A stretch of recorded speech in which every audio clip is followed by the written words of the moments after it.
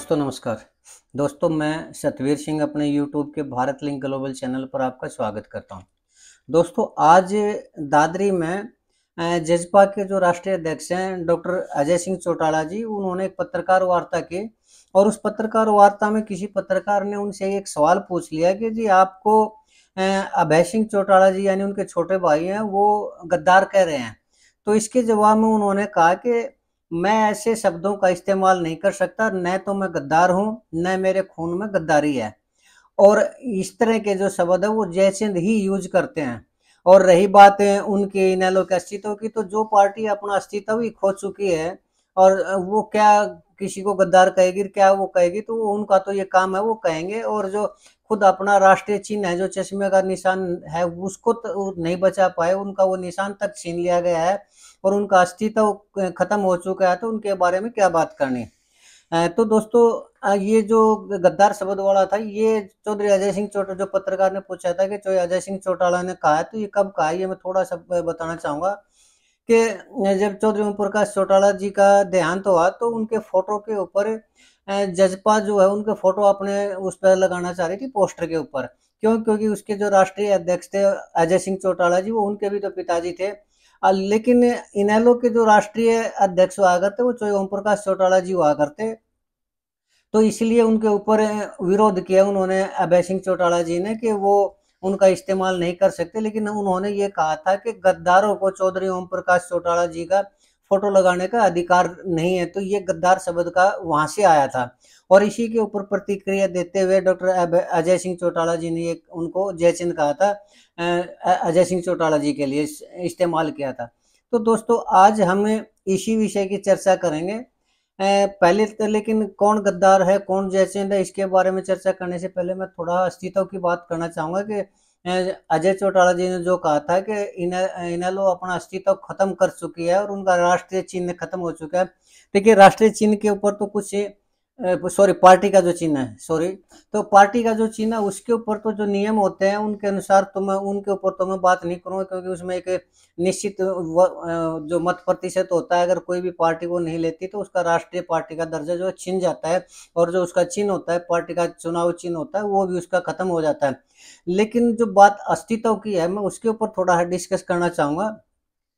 अगर अस्तित्व की बात करें तो आज के दिन जजपा की पार्टी का अस्तित्व है वो खत्म हो चुका है। क्यों? क्योंकि उनका तो एक भी विधायक नहीं है, जबकि इनेलो के 2 विधायक हैं। और रही बात प्रमुख जो पार्टी के प्रमुख हैं तो दुष्यंत चौटाला जी हैं, उन्होंने उचाना कला से चुनाव लड़ा था और उचाना कला से जब उन्होंने चुनाव लड़ा तो न सिर्फ उनकी जमानत जब्त हुई बल्कि वो 5वें स्थान पर भी रहे और वो 8,000 वोट भी नहीं ले पाए, यानी 7,950 उनको वोट मिले थे।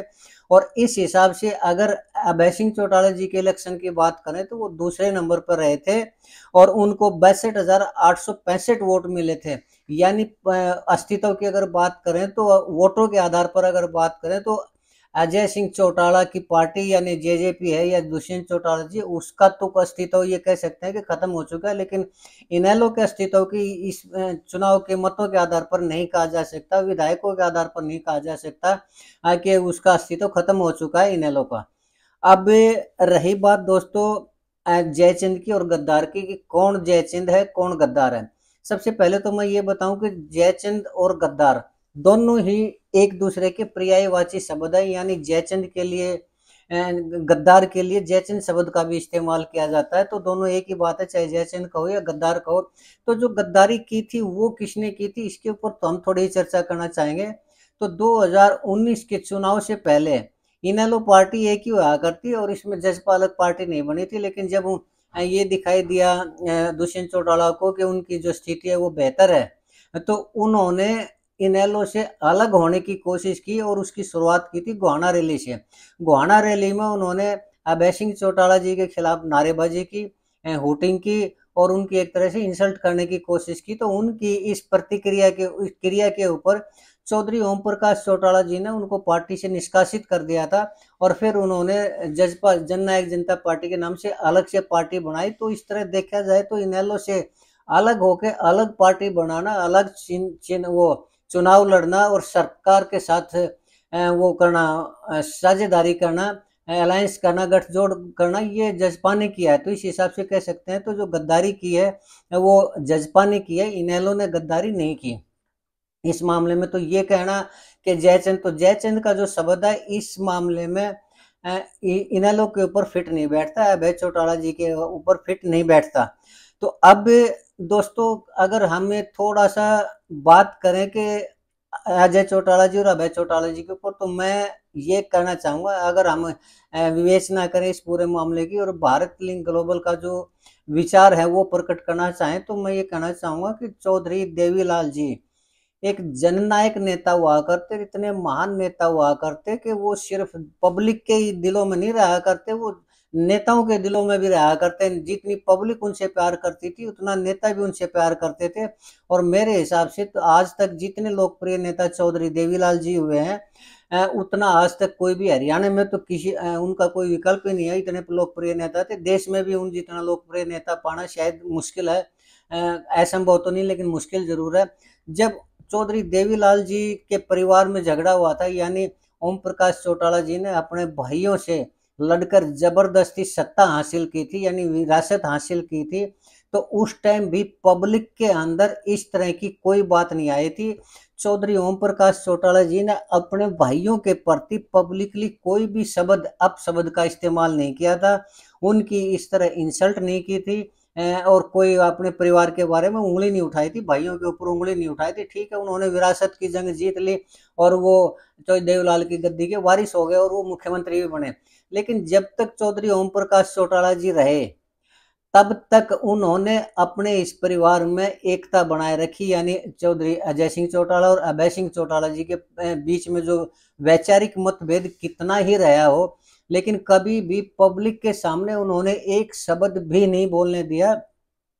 और आम पब्लिक को तो बिल्कुल यही लगता था कि अजय जी और अभय जी के अंदर जो ट्यूनिंग है वो बहुत बढ़िया है। हालांकि मैं उस टाइम भी पत्रकारिता किया था, लगभग 25-26 साल से पत्रकारिता में हूँ, तो जो कार्यकर्ता हुआ करते इनेलो के, मैं उनके टच में रहा करता और उनसे बात करता रहा करता, तो वो बताया करते कि अभय चौटाला जी किस तरह नाराज है। अगर हम अजय चौटाला जी से मिलने जाते हैं तो और अभय चौटाला जी मिल जाते तो वो नमस्ते भी नहीं लिया करते और ये कहा करते उन्हीं को नमस्ते कर लो। लेकिन ये बातें कार्यकर्ताओं तक तो थी, लेकिन पब्लिक के बीच में नहीं थी। पब्लिक के बीच में दोनों भाइयों की ऐसी इमेज थी कि जैसे राम लक्ष्मण की जोड़ी हो। लेकिन जैसे ही चौधरी ओम प्रकाश जी चौटाला नहीं रहे और जो सत्ता या जो अध्यक्षीय बने अभय चौटाला जी और अजय चौटाला जी बने, जो इस हिसाब से एक दूसरे के ऊपर एलिगेशन लगाने शुरू किए हैं, एक दूसरे को गद्दार कहना शुरू किया, एक दूसरे को जयचंद कहना शुरू किया, ये किसी भी रूप में चौधरी देवीलाल जी और चौधरी ओम प्रकाश चौटाला जी की प्रतिष्ठा के अनुरूप नहीं है किसी तरह। एक बार अगर ये दोनों भाई या दोनों परिवार चौधरी देवीलाल जी की प्रतिष्ठा को ध्यान में रख ले, चौधरी ओम प्रकाश चौटाला जी के मान सम्मान को ध्यान में रख ले, तो मुझे नहीं लगता कि शायद इस तरह का इस्तेमाल करेंगे। लेकिन अगर जब ये अजय चौटाला जी और अभय चौटाला जी एक दूसरे का इस तरह से अपमान करते हैं, जयचंद और गद्दार शब्द का इस्तेमाल करते हैं, तो ये कल्पना करिए कि इनकी जो अगली पीढ़ी है, यानी दुष्यंत और दिग्विजय जी हैं और जो अभय चौटाला जी, कर्ण अर्जुन जी हैं, वो किन शब्दों का इस्तेमाल करेंगे और कैसे कैसे एक दूसरे के खिलाफ हरकतें करेंगे, इसकी कल्पना की जा सकती है। तो दोनों परिवार के ये मुखिया हैं, अजय चौटाला जी और अभय चौटाला जी दोनों ही अपने अपने परिवारों के मुखिया हैं। तो इनके बच्चों को एक बार संयुक्त रूप से या इकट्ठा होकर ये समझाना चाहिए कि भले ही कितनी वैचारिक मतभेद हो, भिन्नता हो, एक दूसरे से भले ही नफरत करें, लेकिन इसको पब्लिक के बीच में जाहिर ना करें। और ये जिम्मेदारी मैं समझता हूँ कि अभय सिंह चौटाला जी की ज्यादा बढ़ती है। क्यों? क्योंकि अभय चौटाला जी ने जो कहना होता है वो बिल्कुल कह देते हैं और वो ये नहीं देखते कि पब्लिक के बीच में कह रहे हैं या किसके खिलाफ बोल रहे हैं या किसके लिए कह रहे हैं। अभय चौटाला जी को थोड़ा है इसके बारे में सावधान रहने की जरूरत है। अब ये जो प्रतिक्रिया अजय चौटाला जी की भी आई है, ये अभय चौटाला की प्रतिक्रिया के बाद में आई है, पहले नहीं आई। पहल की थी अभय जी ने, अभय चौटाला जी ने उनको एक गद्दार शब्द का इस्तेमाल किया था और उसकी क्रिया के रूप में अजय चौटाला जी ने कहा था। तो भारत लिंक ग्लोबल परिवार है, ये दोनों से यही रिक्वेस्ट करना चाहेगा, प्रार्थना करना चाहेगा कि जो मान सम्मान चौधरी देवीलाल जी का था, चौधरी ओम प्रकाश चौटाला जी का था, जो प्रतिष्ठा थी, उनको बनाए रखें। और भले ही कितनी वैचारिक मतभेद हो, लेकिन पब्लिक के बीच में एक दूसरे को इस तरह के शब्दों का इस्तेमाल करके उन महान हस्तियों की प्रतिष्ठा को दांव पर न लगाएं, उनका असम्मान ना करें, उनकी बेइज्जती ना करें। बस यही कहना चाह रहा था मैं। बाकी ये है कि इनके परिवार का मामला है। अजय चौटाला जी और अभय चौटाला जी कुशल पॉलिटिशियन हैं, सामाजिक आदमी है, जो उनको उचित लगे वो करे। लेकिन क्योंकि ये जाट समुदाय के नेता हैं और इनको अगर पब्लिक की जरूरत है, जाट समुदाय की जरूरत है, तो जाट कम्युनिटी को भी इनकी जरूरत है। ऐसा नहीं है कि जाट कम्युनिटी को कोई नेता नहीं चाहिए। और आज के दिन भूपेंद्र सिंह हुड्डा जी और अजय चौटाला जी और अभय चौटाला जी के सिवा कोई भी ऐसा नेता नहीं है जिनको जाट ये कह सके कि ये हमारे नेता हैं। और उनमें से एक पक्ष यानी ओम प्रकाश चौटाला जी के परिवार के लोग अगर इस तरह से एक दूसरे को अपमानित करेंगे तो ये जाटों के लिए भी अशोभनीय बात है। तो भारत लिंक परिवार तो ये यही प्रार्थना करना चाहेगा कि थोड़ा सा एक दूसरे के प्रति पब्लिक में जरूर मान सम्मान प्रदर्शित करें, भले घर में या एक दूसरे के सामने हो तब ना करें, लेकिन पब्लिक के बीच में ऐसे शब्दों का इस्तेमाल ना करें। दोस्तों, आज के लिए मैं इतना ही कहना चाह रहा था और मुझे उम्मीद है कि आपको मेरी ये विवेचना पसंद आई होगी, ये चर्चा पसंद आई होगी। अगर आपको लगता है कि मैं ठीक कह रहा हूँ तो आप मेरे इस वीडियो को लाइक करें, शेयर करें दोस्तों, कमेंट जरूर करें। और अगर आपको लगता है कि मैं गलत हूं तो भी मैं आपसे प्रार्थना करना चाहूँगा कि आप में कमेंट करके जरूर बताएं कि मैं गलत बोल रहा हूं, ताकि मैं अपने आप को करेक्ट कर सकूं। आपने मेरा ये वीडियो देखा, इसके लिए आपका बहुत बहुत शुक्रिया। और एक चलते चलते एक बार फिर निवेदन करना चाहूँगा कि आप मेरे इस चैनल को सब्सक्राइब जरूर करें, ताकि मेरा हौसला बढ़ता रहे और इसी तरह की जो विवेचना मैं आपके सामने लाता रहूँ। इसके साथ एक बार फिर से आपका धन्यवाद। नमस्कार, जय हिंद, जय भारत।